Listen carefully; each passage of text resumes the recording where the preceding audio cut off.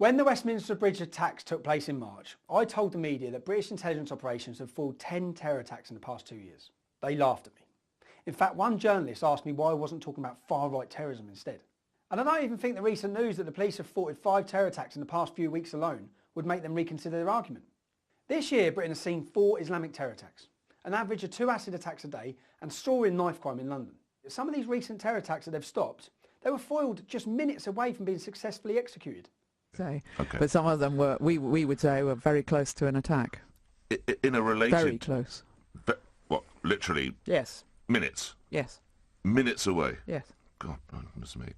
The number of foiled terror attacks are well into their teens over the last couple of years. And we're still meant to be concerned with far-right terrorism.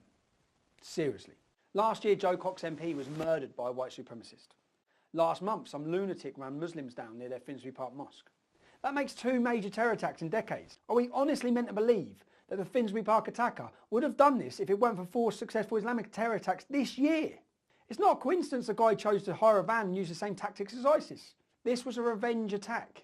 He said as much when he told the people there he'd done his bit.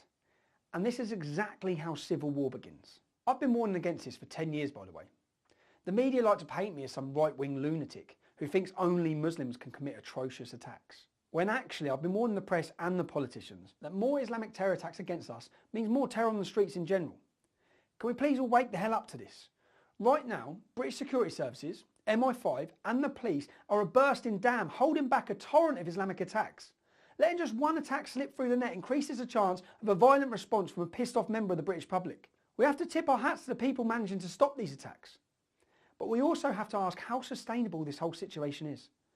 For as long as Theresa May brands people like me as far-right extremists and pushes legislation that puts us on par with people who mow down kids in their cars, nothing's going to change. The burden on the police and MI5 is going to become so great that terror attacks slip through the net all the time. And at that point, I can only help but wonder, how will the British public react? Will they sit back and accept it? Or will Britain descend into chaos and share the same fate as Lebanon? To all those people who think that can't happen here, nearly 30 years ago, Lebanon was a Christian country that invited Muslim refugees in. They then launched a bloody civil war against them, using exactly the same terror tactics that we're experiencing now. Wake up, this can happen on our streets. Thank you for watching. If you like that and you want to see more, click like and subscribe.